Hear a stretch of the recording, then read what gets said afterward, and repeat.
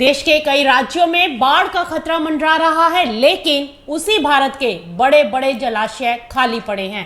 अगर आपसे ये कहा जाए कि भारी बारिश के बावजूद देश का 37% हिस्सा सूखे की चपेट में है, और अगर ये भी कहा जाए कि आने वाले दिनों में भारत को सिर्फ बाढ़ नहीं बल्कि पानी की भारी कमी का सामना भी करना पड़ सकता है, तो शायद आपके लिए ये यकीन करना मुश्किल होगा, लेकिन यही हकीकत है। दक्षिण पश्चिम मॉनसून ने पिछले कुछ दिनों में रफ्तार जरूर पकड़ ली है, लेकिन शुरुआती कमजोरी ने देश के जल संसाधनों को गहरी चोट पहुंचाई है। अब सवाल सिर्फ बारिश का नहीं है, बल्कि भारत के भविष्य के जल संकट का भी है। आज की इस रिपोर्ट में हम आपको बताएंगे कि किन राज्यों में अगले कुछ दिनों तक बेहद भारी बारिश का खतरा है और किन इलाकों में रेड, ऑरेंज और येलो अलर्ट जारी किया गया है। आपको बता दें कि देश के 166 बड़े जलाशयों में आखिर कितना पानी बचा है, ये भी इस रिपोर्ट में बताएंगे, क्योंकि 37% भारत क्यों आ गया सूखे की चपेट में।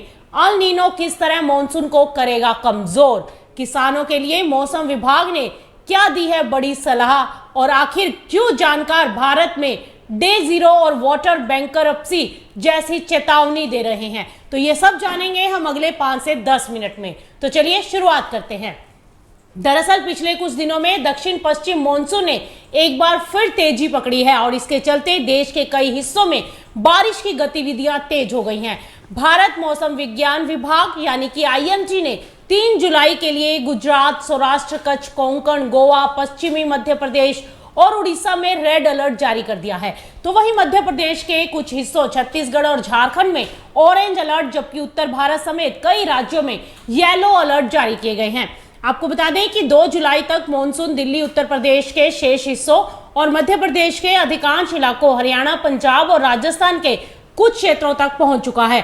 इसी बीच उत्तर पश्चिम बंगाल की खाड़ी और उड़ीसा पश्चिम बंगाल तट के पास बना कम दबाव का क्षेत्र अगले 2 से 3 दिनों में और मजबूत हो सकता है, और इसके चलते मध्य भारत में अगले 5 दिनों तक मॉनसून काफी सक्रिय रहने का अनुमान है। आपको बता दें कि मौसम विभाग के अनुसार पश्चिम मध्य प्रदेश और उड़ीसा में 3 और 4 जुलाई, दक्षिण गुजरात और कोंकण में 2 से 5 जुलाई, सौराष्ट्र कच्छ में 2 से 4 जुलाई और मध्य महाराष्ट्र में 3 से 5 जुलाई के दौरान कहीं कहीं भारी बारिश भी हो सकती है। अगर 3 जुलाई के मौसम की बात की जाए तो गुजरात, कोंकण, गोवा, मध्य महाराष्ट्र, पश्चिम और पूर्वी मध्य प्रदेश के साथ छत्तीसगढ़, उड़ीसा, झारखंड, गंगेय पश्चिम बंगाल और उत्तराखंड में कई स्थानों पर भारी बारिश का अनुमान लगाया गया है। वहीं पश्चिम मध्य प्रदेश और उड़ीसा के कुछ इलाकों में भारी वर्षा होने की संभावना भी है। उत्तर भारत में उत्तराखंड, हिमाचल प्रदेश, पूर्वी और पश्चिमी उत्तर प्रदेश में बारिश जारी रहने की उम्मीद है, और साथ ही पूर्वी राजस्थान में भी बारिश बढ़ेगी, जबकि पश्चिम राजस्थान में गरज चमक और तेज हवाओं और धूल भरी आंधी की उम्मीद लगाई गई है। अब बात करें हरियाणा, पंजाब और चंडीगढ़ की, तो वहां पर 40 से 60 किलोमीटर प्रति घंटे की रफ्तार से तेज हवाएं चल सकती हैं।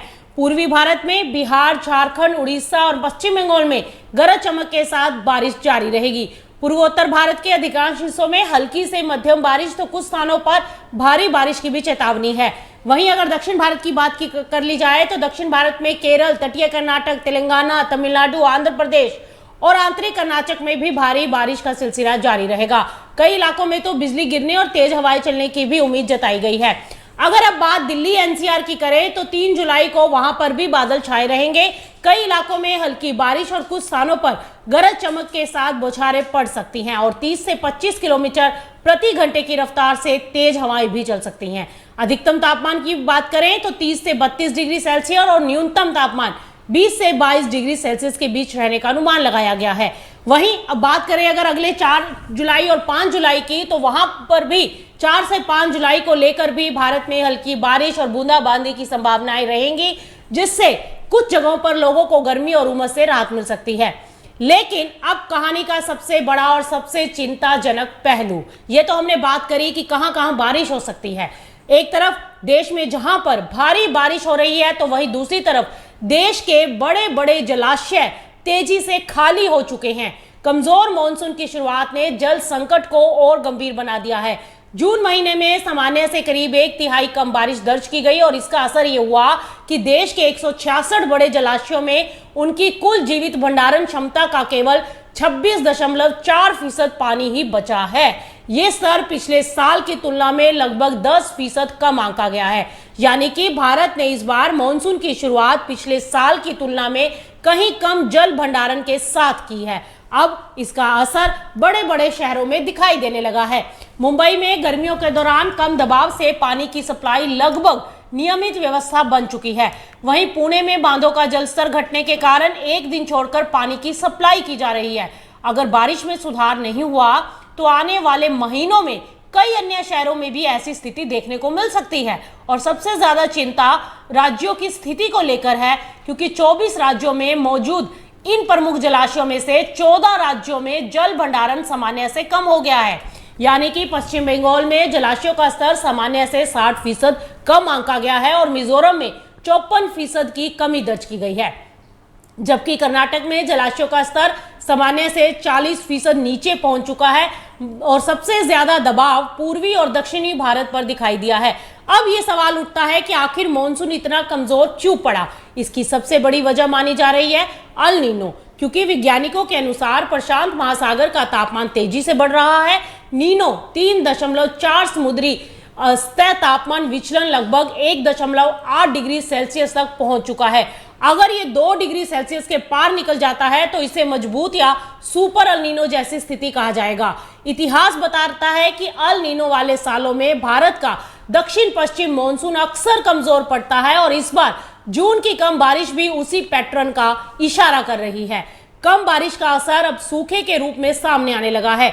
इंडिया ड्रॉट मॉनिटर के अनुसार 24 जून तक देश का लगभग 37% क्षेत्र किसी न किसी स्तर से सूखे की चपेट में था और सबसे ज्यादा प्रभावित इलाके दक्षिण भारत, पूर्वी भारत और पूर्वोत्तर भारत रहे।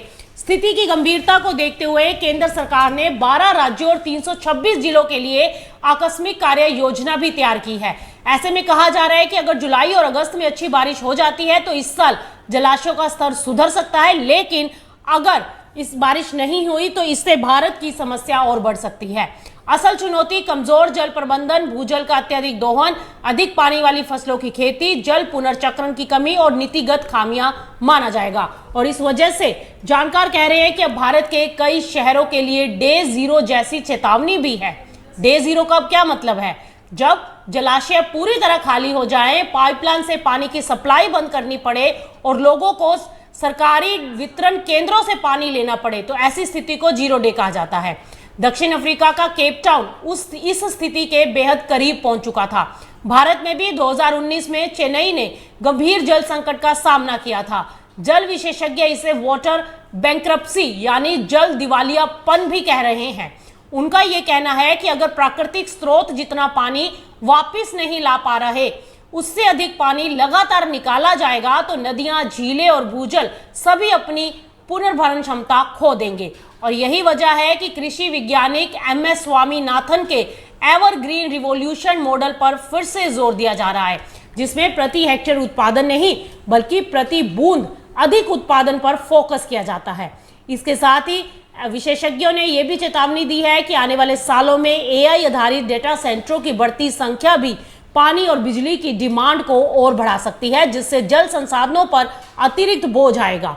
अब बात किसानों की कर ली जाए तो मौसम विभाग ने किसानों को यह सलाह दी है कि जहां भारी बारिश की उम्मीद है वहां खेतों से अतिरिक्त पानी निकालने की व्यवस्था पहले से कर लें, ताकि धान की नर्सरी, मक्का, दलहन, सब्जियों और बागवानी फसलों में जल भराव से नुकसान ना हो। मूंग, उड़द, मक्का और अन्य तैयार फसलों की कटाई और मड़ाई जल्द पूरी की जाए तथा उपज को सुरक्षित और सूखी जगह पर रखा जाए। खेत में रखी उपज को तिरपाल से ढके, तेज हवाओं और क्षेत्रों में सब्जियों और फलदार पौधों को सहारा दें तथा सिंचाई केवल जरूरत होने पर ही करें। तो कुल मिलाकर तस्वीर बेहद दिलचस्प भी है और बेहद चिंताजनक भी। एक तरफ देश के कई हिस्सों में भारी बारिश और बाढ़ का खतरा मंडरा रहा है, तो दूसरी तरफ जलाशय खाली हैं, 37% भारत सूखे की चपेट में है और जानकार भविष्य के जल संकट को लेकर लगातार चेतावनी दे रहे हैं। यानी भारत की असली चुनौती केवल इस साल का मॉनसून नहीं बल्कि पानी का बेहतर मैनेजमेंट भी होगा। अब ये देखना होगा कि जुलाई और अगस्त की बारिश देश के जलाशयों को कितना भर पाती है और क्या भारत इस संभावित जल संकट से समय रहते सबक ले पाएगा। अगर आपको ये जानकारी उपयोगी लगी हो तो इस वीडियो को लाइक और शेयर जरूर करें और ऐसे ही कृषि, मौसम और अर्थव्यवस्था से जुड़ी हर बड़ी अपडेट के लिए हमारे चैनल को सब्सक्राइब जरूर करें।